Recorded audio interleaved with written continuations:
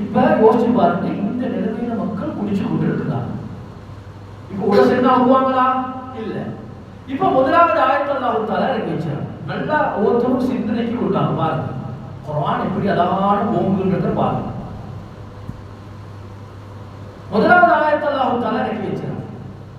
வமின் ஸமராத்தின் நஹீலி வல் அஅனாபி தத்தஹிதுன மின்ஹு சகரன் வரிஸ்கன் ஹஸனா. இந்த பேரித்த பழங்களை பயன்படுத்தி, அதே போல இந்த வல் அஅனாப் அதாவது திராட்சை, இந்த திராட்சையையும் பயன்படுத்தி தத்தஹிதுன மின்ஹு சகரன், அதை நீங்க பயன்படுத்தி அதிலிருந்து புத்தியை பேதலிக்க வைக்கக்கூடிய இவற்றையும் வரிஸ்கன் ஹஸனா அழகான சாப்பாட்டையும் நீங்கள் தேர்ந்தெடுத்துக் கொள்கின்றீர்கள், எடுக்கின்றீர்கள். இந்த ஆயத்தை அல்லாஹ் தஆலா முதலாவது கேட்சான். இப்ப முதலாவது பகுதி என்ன சொல்லுது?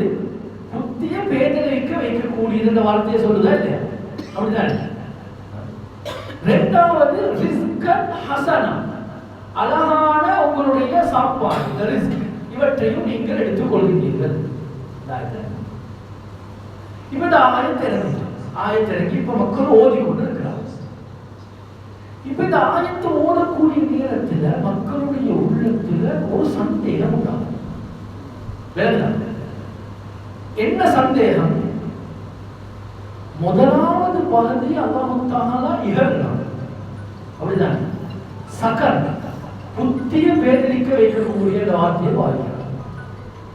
இரண்டாவது வரிஸ்கன் ஹஸனா, இரண்டாவது அல்லாஹ் புகழ்ந்து பேசுறான். ஒரு சாப்பாடு, அழகான சாப்பாடு, இவற்றையும் நீங்கள் தேர்ந்தெடுக்கிறீர்கள்.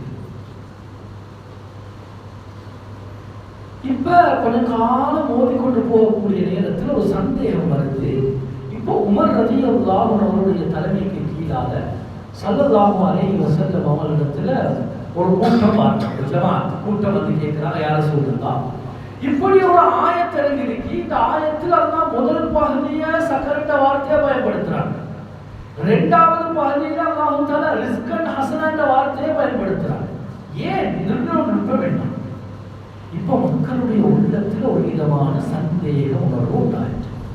இதுதான் தேவை. அந்த நேரத்தில் பாத்தீங்கன்னா அல்லாஹ்வுடைய போங்க